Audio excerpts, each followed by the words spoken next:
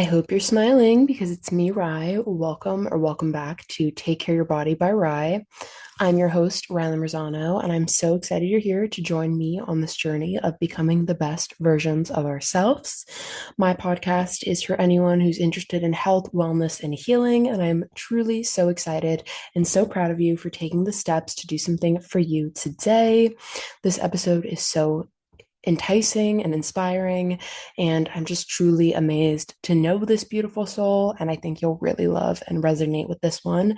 But before we get started, make sure you follow the podcast on your favorite podcasting platform to stay up to date every Wednesday and Saturday for new episodes. Also, make sure you follow me on Instagram. You can find the podcast and my wellness Instagram at Take Care by RY. And for all things personal, author, and just behind the scenes of my creation, follow Rylan, Rosee. So it's RYLIN, ROSEE, to learn a little bit more about my life and what I'm up to when I'm not podcasting or writing. You can find my two books that I have published out right now on Amazon. Once Upon a Time, I Survived Myself, which is my poetic healing memoir written about my life from my heart for your heart to inspire you and get you out of whatever you're going through, because it truly is written for anyone who's been through anything hard. And my second book is my Take Care Not Yet Healed or Ready workbook, which is a simpler but guided journal for anyone who wants to heal in a less heavy way. It's perfect for Christmas, so maybe add it on your wish list. And I'm so excited to announce my next book, Everything Was Here But You, will be coming out in February 2026. This one touches on grief, heartbreak, and those weird questions we all have as humans, but we don't really get answers to. I get the answers. I have them for you, and I'm going to share. And it also is that weird feeling of emptiness when we have a really full and beautiful life, but it still feels like something or someone is missing. I'm so excited. Great. Hey everyone, today I'm with an absolute queen. Hi Alex, how are you? Hi, I'm doing great. How are you? I'm talking to you, so I'm doing amazing. I love that you're a science girly like me. Literally last week, I posted my vaccine theory, and Alex swiped up on it and shared that her background is in neuroscience. And I was like, that is so cool. We're having you on the podcast as soon as possible. And here we are, a week later. Yes, I'm so excited about it. And like as soon as you posted that, I think it was so refreshing. And for some reason, it was like a very fresh perspective. And I love seeing something that combines both things because I'm a science girly. So, but mental health is very important and it's very rare to like find somebody that can combine the two of them together. And like what you posted just clicked something in me that it's been taking a while to click. Oh, that is so sweet. So if you guys maybe didn't see the post or you don't follow me, you definitely should. But the post pretty much was saying like when you get a vaccine, the concept of a vaccine is to be good for you, but usually there's side effects because like anything, there is side effects. And I compared it to healing because usually when you do something new and good, it feels scary if you've experienced bad in the past. And that's what I'm pretty much saying, that just because you might overthink and have anxiety doesn't mean the thing's necessarily bad. It's going to take a while for your body and your nervous system to adjust to a good thing if you've only known bad things. So Yeah. that's my vaccine theory summed up pretty short because we're going to yap about other stuff. But Yeah. I think it's just important to realize like you have to almost train your body to realize like you deserve good things, and maybe it's going to take a minute because like hypervigilance and overthinking and trauma responses are so real, and I've experienced them, and I'm just like, wow, like why can I not believe this person when they say these good things to me? Or why am I like freaking out because someone just told me that they're proud of me and they love me? And then I'm like, wait, it's because someone in the past didn't say that. And I'm like, this feels new, scary, scary, scary. I just think it's Yeah. so interesting to be self aware and realize like our past and our mental health are really connected, and the body is Yeah. really so connected with our brains too. A lot of people don't realize that. Like the body does keep the score. Yeah, no, and it's what I mentioned. I did my master's in neuroscience. As part of my master's, I got to attend this like neuroscience conference and I got to go to a few seminars. I picked the ones that were particularly related to mental health because that's kind of the branch that I was more interested in, which was ironic because my mental health issues really didn't manifest themselves until I went into my graduate degree.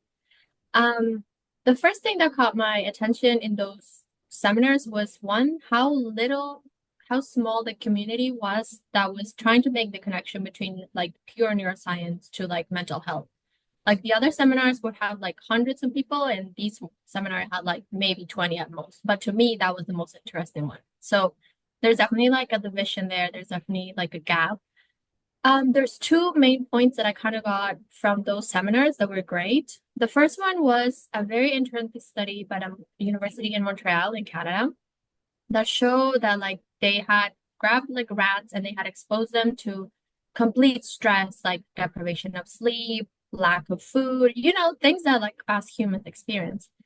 And after 45 days, they started tracking like the changes in the rats. And when they had gotten to the extreme that they could see basically the symptoms of PTSD, they analyzed the brain of the rat, they changed it, and the DNA of the cells in the rats were different than the DNA in the rats that had lived completely normal lives for like those 45 days.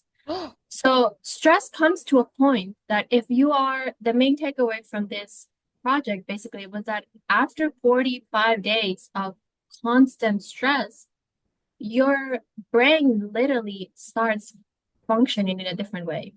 Like the neurotransmitters that should be or shouldn't be being released, they start changing. The chemical composition of your brain changes. The DNA, like things that shouldn't be, like genes that shouldn't be turned on, genes that should be turned off, all of those things switch. Like after 45 days, your body composition in like a physiological way changes. So I know that people are like, oh yeah, like I think it's a very hard concept to understand just how little it takes for your brain to like physically like break, like in the way that a bone would break, right? And that anxiety, those like nervous responses that you're experiencing are not because you're weak or just because, oh, you don't know how to handle stress properly and like misconceptions like that. No, like your body has stopped functioning the way that it should. It's like in a diet, like the equivalent of like having like diabetes or something in a way, right? Like your body is no longer capable of handling that because it's no longer producing what it should, or it's producing too much of something that it shouldn't, which was like a wild takeaway for me. And it also explains how long it takes to undo that because you have to change at a cellular level, like beyond the patterns, beyond your behavior, you have to you have to press, like rewire your brain. And it only takes 45 days, which a lot of us that have been in really bad situations, we're exposed to stress for way more than 45 days, right? So, I just found that like so interesting because it's like, with my book Once Upon a Time I Survived Myself, obviously I wrote a lot about like what I survived and how I like overcame certain things, but I love the word survived because I think like we oftentimes don't realize we're not living and we're surviving. It's almost like you're just like a walking zombie completing tasks every single day and you're anxious, chronically anxious, you're overthinking your every step. You can't function, you can't be normal because your brain is so alert and so aware of every single thing that could go wrong or is going wrong. You can't really think on the positive side. And I just find it just so fascinating that people obviously like sometimes don't know how to get out of the state of survival. They just feel stuck and they feel like they're trapped in it forever. And I think we often don't look at mental health as the big picture until it's too late, which breaks my heart because a lot of people struggle with it and it's dismissed, or a lot of people are just, oh, you know what, just take some like medication, but that can end up changing your brain chemistry as well and sometimes causing more issues. We just oftentimes need to realize like our physical and mental health are so tied. You have to really take care of both so your physical health isn't drowning when your mental health is fine, or you know what I mean, because it's like if you don't yeah. take care of your mental health, your physical health isn't going to be doing well, and then if you don't take care of your physical health, your mental health isn't going to be doing well. So it's like you have to look at the whole picture instead of just a little piece of it.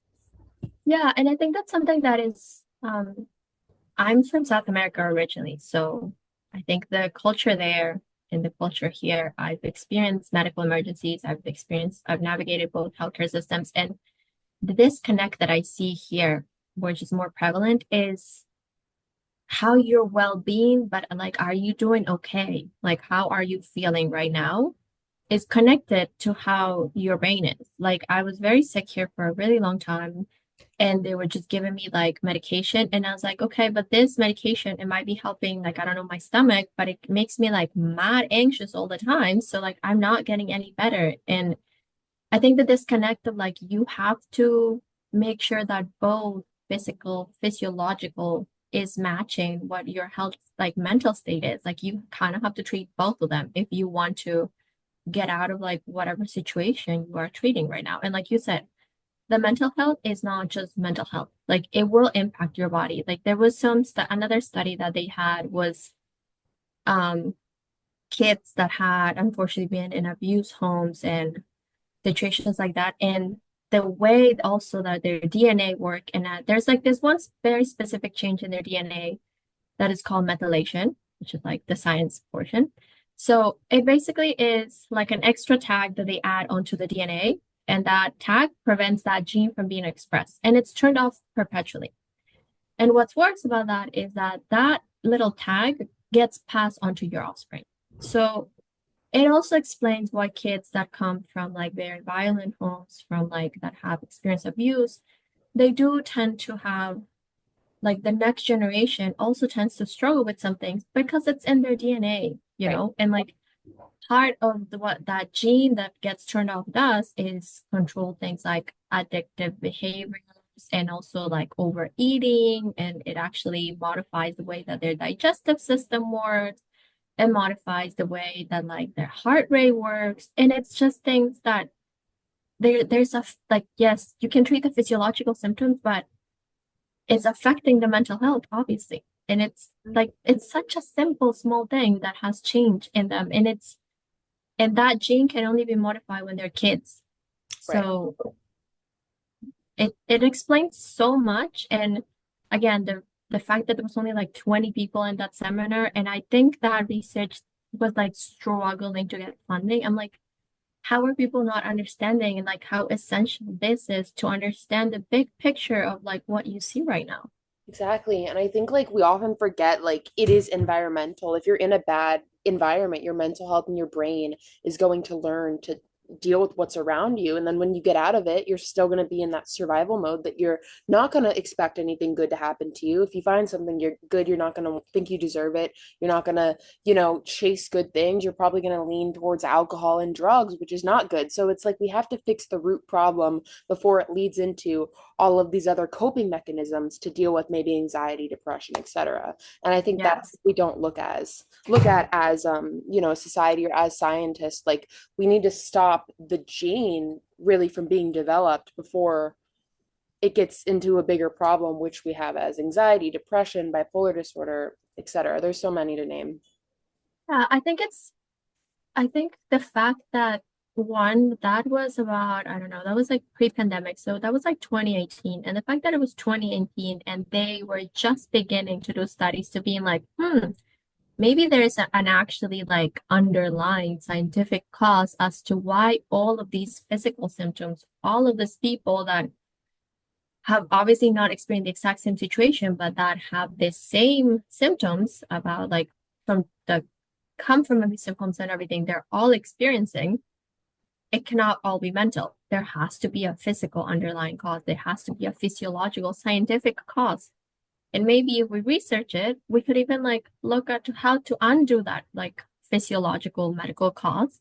And then imagine how much their lives would change. If like obviously you have to retrain their like thinking patterns, you have to do a lot of behavioral therapy, cognitive therapy, all the types of therapies. But if their brains, their cells are no longer changed, like if their DNA is no longer changed, imagine how much easier like healing would be, you know? And the fact that there's like such little research and that such little interest in that to me is still to this day like mind blowing. I know. So I want to ask you a few questions. You can kind of talk from a personal experience or from a science experience, but I want to start with something that I feel like us girls deal with a lot. When we kind of like latch onto one person, even when they're gone or no longer in the picture. Why do you think our brains do this? So I think it's kind of like an addiction in a way. So it's basically, it is true that that person can become your drug in the most literal way. Because what at the end of the day, love or whatever you may call is, it is a chemical reaction, right? And we all love that feeling of like the butterflies in the stomach and all that. And those are endorphins. Those are literally endorphins. So you get addicted to having that rush of endorphins. And the way we're all stuff like animals, basically, in a way, Right. obviously, like in a physiological way, right? So it's like conditioning the dog. Like if you're like, oh, if you see this little bell, you get a treat, and that treat makes you happy. That dog is always going to want to see the bell because it gives it a treat, and that treat makes your endorphins peak. So you get your serotonin, you get all of these like calming sensations at the same time. So you get addicted to the person because of what that person was triggering in your body at the end of the day.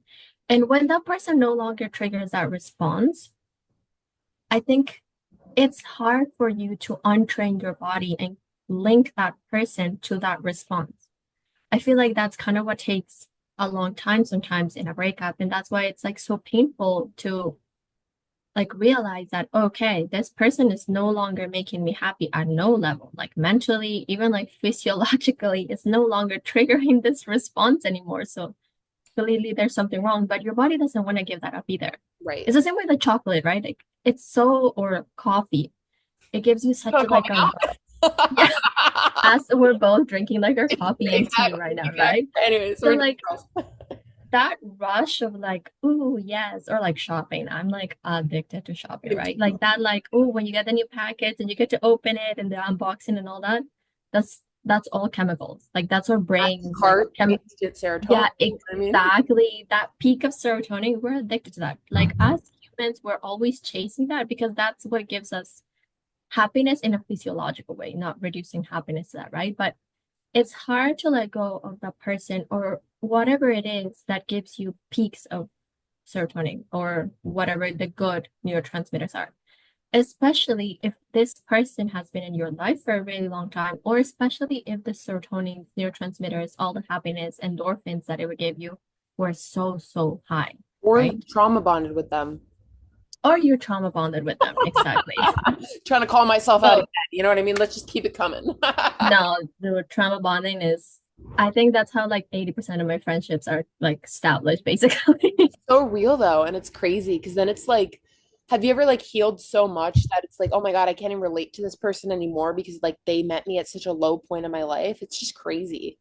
Yeah, kind of. It's But I we think the opposite of that is when you heal with that person, like it did two different ways, right? But then you get to a point and you're like, well, we've come a long way. We're still right. together. Like we remember these terrible, terrible like moments that we were, but like look at us go. And it's like what also makes me kind of like fascinated is it's like I think people honestly are just sometimes like little pit stops on the journey of our life. Like not all Yeah. of them can stay, and that makes me sad and emotional because I love people and like love the impact people have on me and I'm a lover girl, but it's like sometimes when you grow, you can't take certain people who aren't growing with you and Yes. it sucks and you're going to have that withdrawal because maybe, obviously if someone's in your life for a year, for a long time, they meant something to you. They did Yeah. something for you, they impacted you, and then it's like wow that they're no longer in my life, but then you just got to realize like a season, a reason, or a lifetime you had to have them in your life for whatever they gave you, and maybe they'll come back, you never know, but Yeah. I just think it's really interesting that our brains change and grow, and when that happens sometimes we lose people too, and then we end up Yeah. attracting better. Like what I've noticed is when I've been in a really bad place mentally or emotionally, I've attracted horrible friends and horrible like people in my life. And then when I've been at my highest, I've attracted good, positive souls. And I just really think like the energy you put out is what you get back. Oh, absolutely.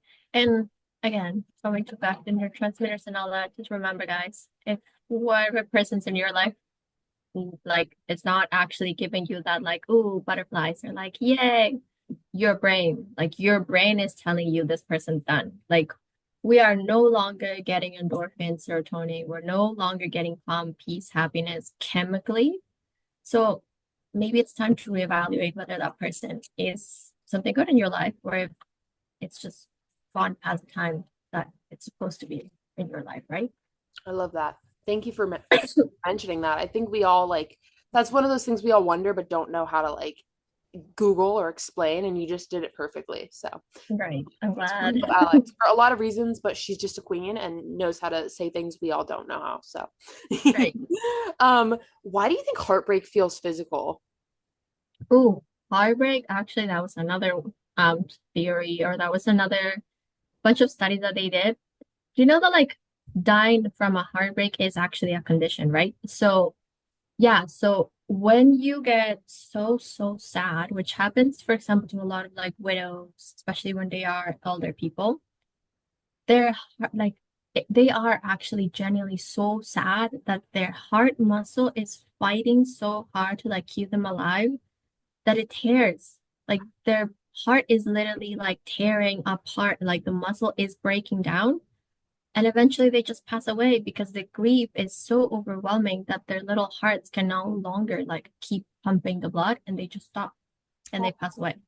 So like dying from a heartbreak, from like a really big heartbreak is actually like a physical thing. It's a physiological thing. And it has happened that they study couples like when the husband wife dies after like a lifetime together, they're like, oh, but why do they follow so soon?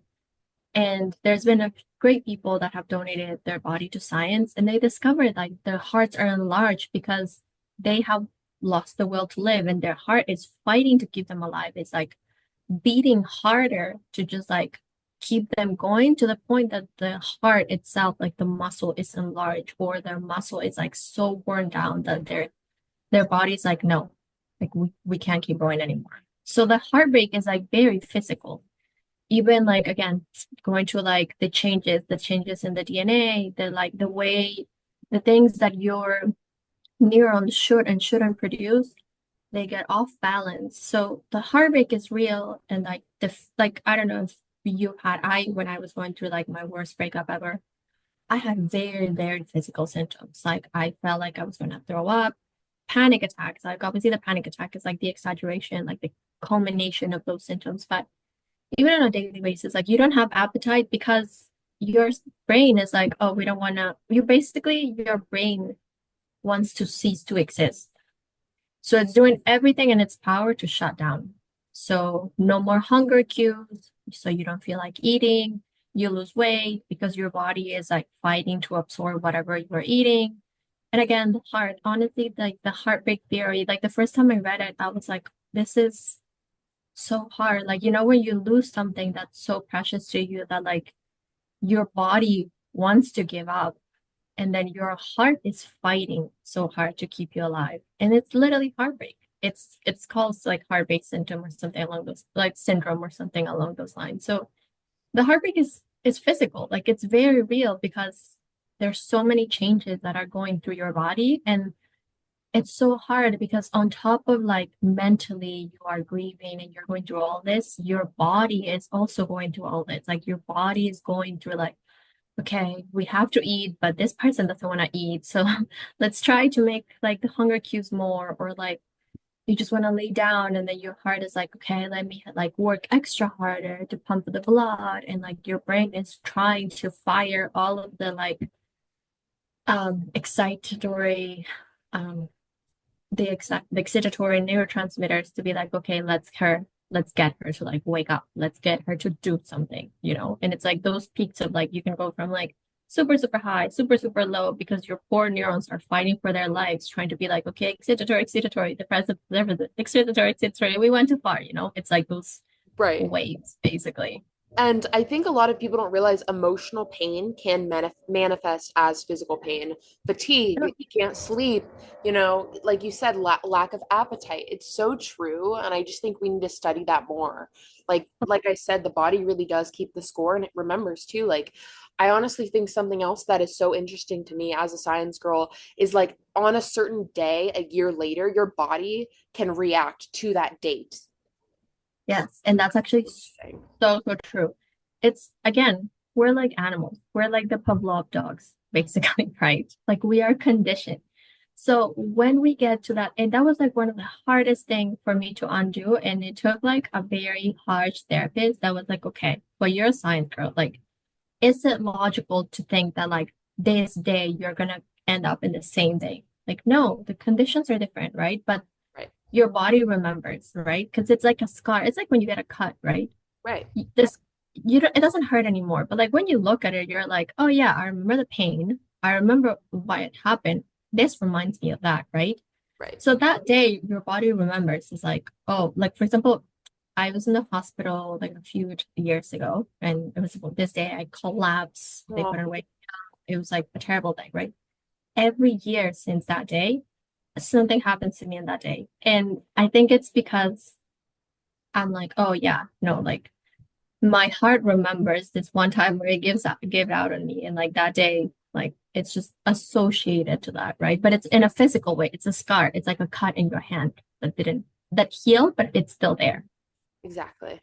Which Yeah. makes so much sense because it's like your body knows what it went through. Even if you forget, your body knows. And just because of that, it can manifest into something else happening. Yeah. And I think it's very important to give yourself grace and be like, okay, that was a really traumatic experience. So like it was a really deep cut. So it's okay. It's okay to have the scar as long as I don't see the scar as something open anymore. It's a scar. It's a reminder and like, wow, I healed, but it's no longer an open wound. So like don't dig into it, right? Don't open it again. I love I that. think that's important too.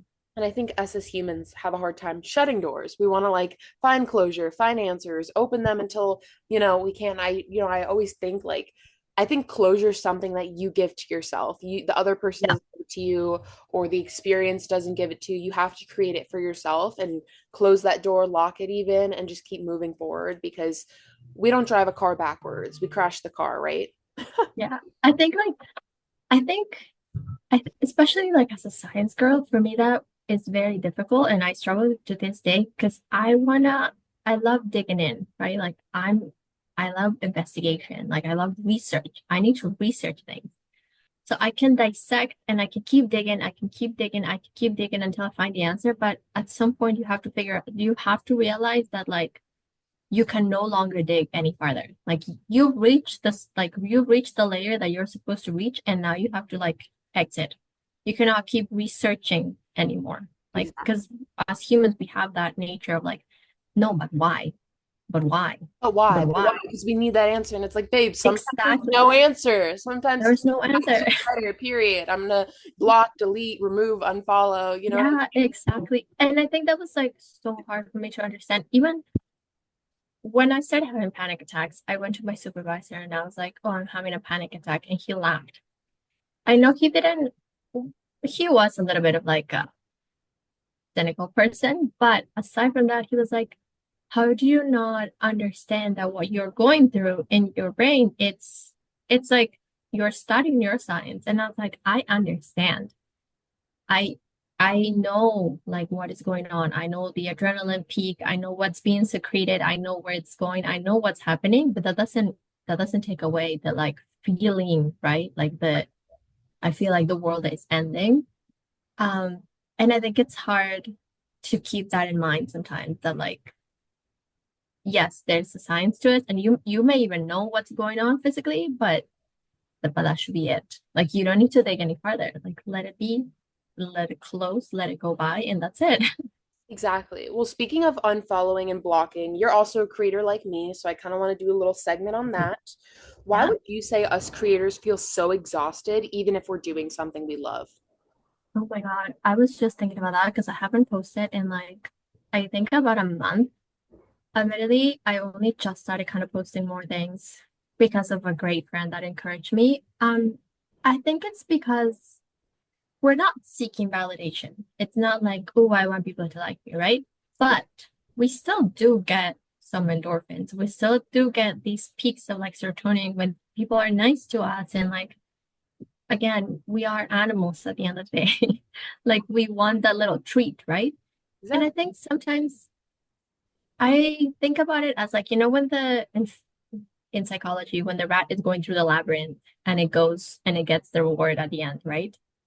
It's good. The rat wants the food and it's fun. Sometimes it's been proven that it's not that the rats hate that, like they actually are having fun and it's stimulating to them. But it does get tiring to run through the labyrinth, even if you're getting food at the end. You know what I mean? It's still tiring. And sometimes it's worse because you run through the labyrinth and then you get to the end and there is no food. And you're like, well, I just ran through the labyrinth for this. And I think that is a very valid feeling too. Like it is tiring. You're still like trying to put like effort and at the end of the day, it's your ideas. You know what I mean? Exactly. It's you that you're putting out there. So I think that feeling is like, I think about like the little hamster trying to chase something and then, When we get likes or follows, it's like boom, dopamine, instant, and then we get on. yeah, I'm exactly. sad. It's like that's something that really annoys me because I see a lot of people talking about, oh, I got unfollows. Oh, I don't have the amount of followers I want to have, and I'm like, I always say this. I'm like, imagine that many people in a room. That's a lot of people. Even if it's 50 people, if it's 1,000 people, if it's 2,000, that's like a stadium. You know what I mean? You have to think about it like that. Even 10 people, like 10 people noticing your outfit or complimenting you out in public, that's Yeah. a lot of people, and you have to think about it that way. And when people unfollow you, okay, that's not your person. Would you want that person to stick around anyways and not support you? No, it's making Yeah. space for someone who's meant to be there for you. But I just find it so interesting that you brought it up because it's like we are waiting for that reward almost, and sometimes it doesn't come yet, and our brains Mhm. are like on edge, like where is the a million followers? Where is the 4,000 likes? Why is it not happening? Do I Yeah. even keep doing this? And then you have to realize you're doing it for you and because you love doing it. Yeah, exactly. And I think it's especially hard, which is something that I kind of just started.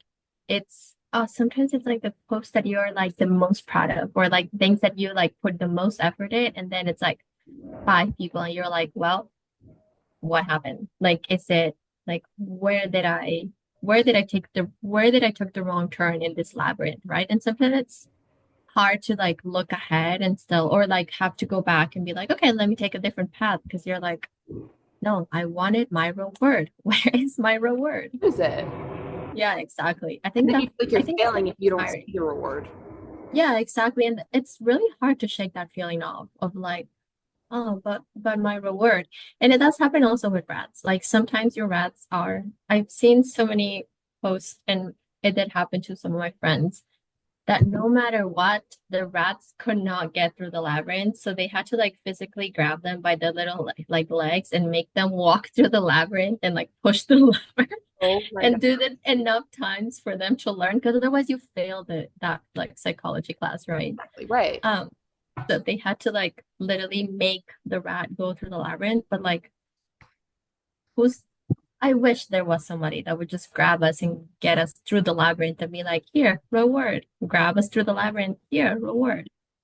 Life That would be so much right. easier That that would be way. amazing. I would be like so happy because like I feel like also something that's so true. It's like if you don't have someone motivating you, you almost don't want to do it. Because I feel like as humans, we're our own worst enemies and self-critics. And it's like, oh, okay, like it's just me. I don't have to hold myself accountable. But if you have a friend maybe working out with you or studying with you, then suddenly you want to do it because you know someone's watching you. You know what I'm saying? So it's like Yeah. that is also so interesting when you're like having someone that helps you stay accountable, a therapist, a friend, whatever, suddenly like you can accomplish your goals. It's just like mental health and like brain chemistry really blows my mind. It's so interesting. Yeah. And then, like we're all like, you know that theory of like, oh, if somebody hugs you for like I think 10 or whatever seconds, Right. then like that makes your day better. It's true. Like as humans, like we crave that contact, we crave that like community, right? So like if somebody hugs you, oh, your brain is like fireworks inside. It's releasing all of the good things that make you happy. So like first of all, go hug your friend. Even if they don't like physical touch, their brains will be happy. Like consent, obviously, but hug them. It is important to like be more warm and things like that. Like we seek for that. And like you said, yes, when we get somebody going down that labyrinth with us, then it gets a little shorter, I guess. It's a little bit more easy. Exactly. And I think that's something so interesting because when COVID happened, you know, a lot of us were dealing with mental health issues. And I wonder why, because we were isolated in our houses with no one, you know, to Yeah. help us. Yeah, I know. COVID was a horrible time for me. I was in South America and my country had one of the worst lockdowns of the country, like of the world. Like I was not allowed to leave my house at all for like about 5 months. Nobody. There was no public transit, there was no private transit, there was no stores, there was no restaurants, nothing. And even though I was quarantined with my family, obviously we would hug each other and everything, but it's not the same. Like, it's not your friends. Like sometimes you just need to go get some fresh air and walk outside. And also every time you would open anything like Instagram, Twitter, like TikTok, anything, it would be like the worst horrible news, like this many deaths and like this happened and like we're all dying, the world is ending kind of thing. So I think it is true. Like your nervous system can only tolerate so much. And after that, we basically dissociate, right? Like our brain shuts off, it stops registering things, and we're like flatline. But we're still getting all those stimulus, right? So I think that's personally what happened to me. That during COVID and like for the year after, I was still like so stressed and I was going through so much that I didn't realize just how much anxiety I was having until like it hit the fan and like I started to get like physically sick. And it was like through digging that I was like, oh no, it was actually like the adrenaline because you were exposed to so much adrenaline for so long that like your body deteriorated. But we didn't realize because there was so much going on at the same time. I think it's like a black hole of our like history as humans, basically, of what happened during that year. It was insane. I know, truly. It was like, I don't know, it just felt so weird. It felt like we all slept walk through that year. I just was like, what's going on? Why do I not even feel like I'm actually living life? Exactly. Like, do you not have like when people are like, oh yeah, in 2020, like I don't know, what were you doing in June 2020? I don't know. What was I doing in June 2020? Like, I I have don't know what no I was clue. doing. I was trying to exist, probably doing some weird TikTok coffee trend or something. They had so many weird trends. Like Right? there was something so weird.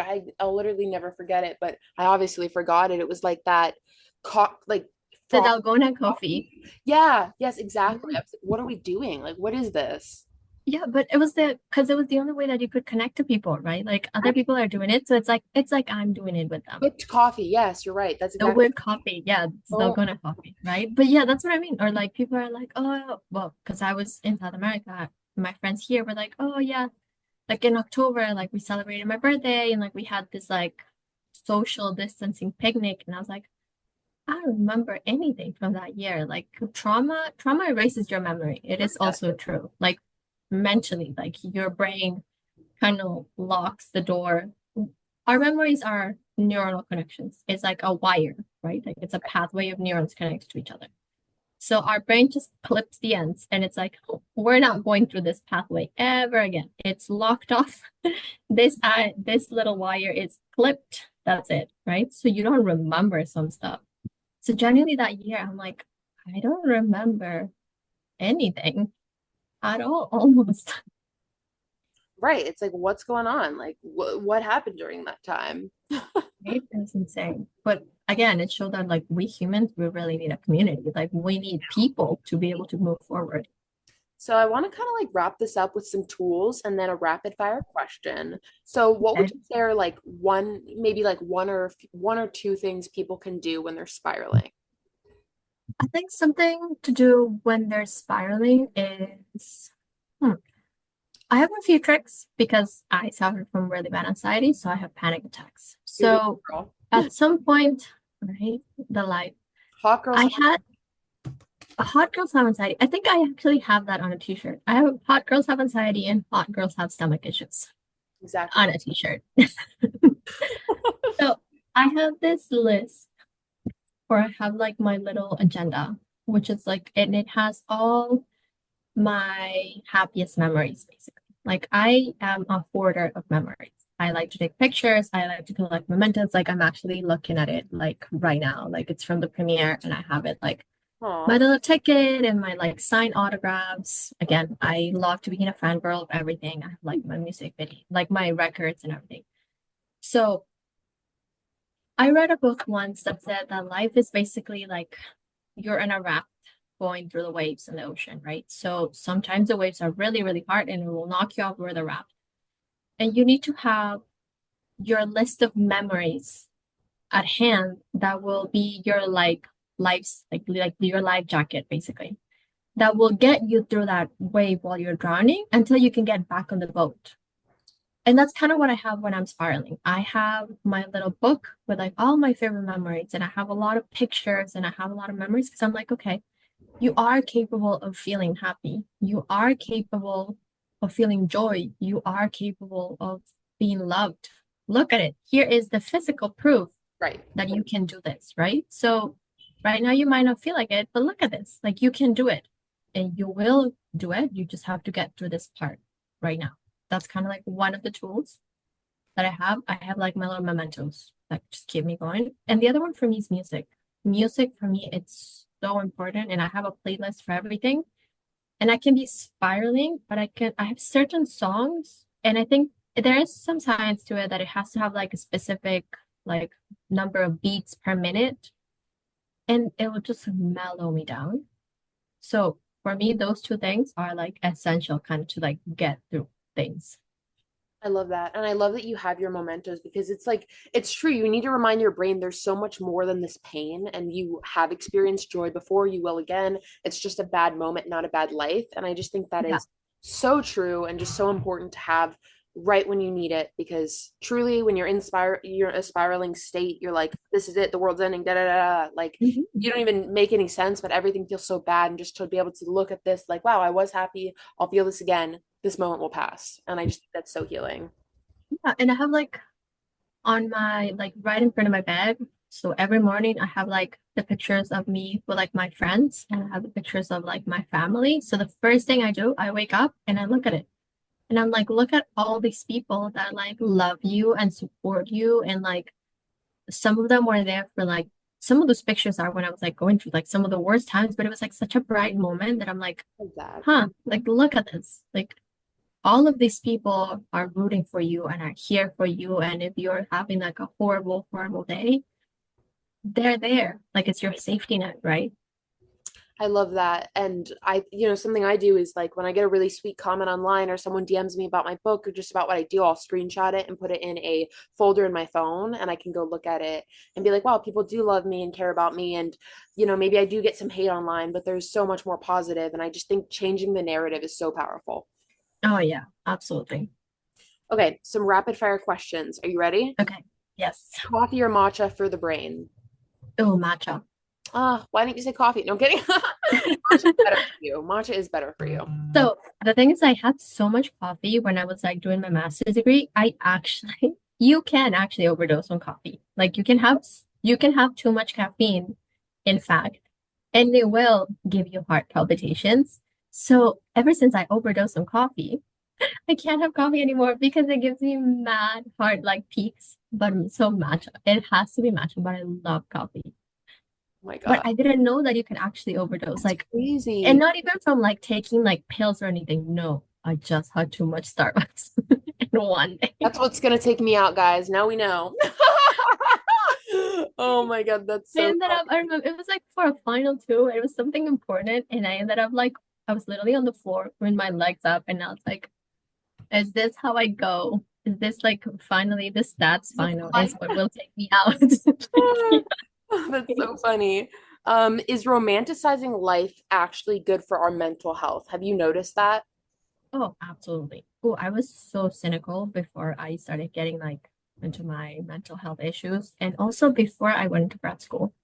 I was like, yeah, like why? I was like those people that are like, why would I take pictures? Like, why would I do all of this? Why would I keep this? No, it is so important because the moment that you're drowning, you don't know what is the little moment that's gonna be like your light that like takes you, like keeps you going, basically. So I think romanticizing life is great. Like right now, like I'm talking to you, I'm having like my nice little coffee in my cup. It's my favorite tea. It's like moments like this. Life is moments like this. The small ones make the big moments, truly. Yeah, exactly. Because like, and it's the small moments that will get you to the next small moment. And one moment you realize and you're like, wow, I've had such a happy life. Exactly. Life is literally just about going moment by moment and focusing on the good. Because when you focus on the good gets better. That's absolutely, I love that saying. That's so true. Well, I literally just love and adore you. And my last question for you is what is one thing you want to tell all my listeners today? I think it would be to like listen to your body and like give yourself grace. Because, like I said, a lot of the times when we're going, especially through anxiety, panic attack, all that, we're like, but why? Why do I feel this way? Like, what is so wrong with me that like I cannot cope with this? And it's not you. It's not you being weak. It's not you being able to like face all these challenges. Something that I used to hear is like, oh, but like other adults do it, like why can't you? And it was not like that. It wasn't that I was failing at being an adult or whatever. It was just that my brain was having a moment. Someone once told me, and it was an actor actually that I really, really like, and he was fantastic. We were talking about mental health and passing, and he said, well, if you have an accident and you break your bone, you go to the doctor. And the doctor, if the doctor gives you painkillers, you take the painkillers. And if the doctor says, okay, you need to not move this, and like they put a cast on you for like, and it's gonna take 3 months to heal, you wait those 3 months. You're not like, oh, stupid, like a stupid arm. Why can you do this? No, it's broken. You give it the 3 months. You take the painkillers. It's the same thing with your brain. You don't see it because it's inside of you, but it's the same thing. Like you have to give yourself the grace of like heal and be like, okay, my brain is a little broken right now, but it just needs some medication. It just needs some therapy and it'll pass. It'll heal because all of your body does, right? Right. But it's not weakness, it's not being not ready for it, it's not being able to cope with the world. It's nothing like that. It's just your brain just needs a little help. That's it. I love that. And just being compassionate with yourself, truly. Alex, Yeah. where can we find you if we want to go follow you? I'm on Instagram. That's where I'm more active, and I'm mostly active on Instagram. Instagram is where I post all of my adventures, my random. I have a lot of random moments in my life. My friends say one day I should write it a book You because should. I I'll don't know. publish it for you. I got you. Oh my God, yes, I would get on that. So follow all of my random adventures and people that cross my path, and just on Instagram. Thank you. What's your username? I know it, but Ooh, Alex_Bella M. guys, she's awesome. You need to go give her a follow because she's literally living the proof that the small moments make the big ones. Yes, absolutely. And always, my DMs are always open if you want to talk about like science, neuroscience, mental health, or if you want a fangirl. I'm very happy being a fangirl, first and She's my foremost. So, hype girl, guys. I love you, yes, Alex. Thank you for being you and for just being love you my so son. much. Thank you for having me. This was great. Love you. Have the best rest of your day. Thank you. You too. Bye. Bye. Bye.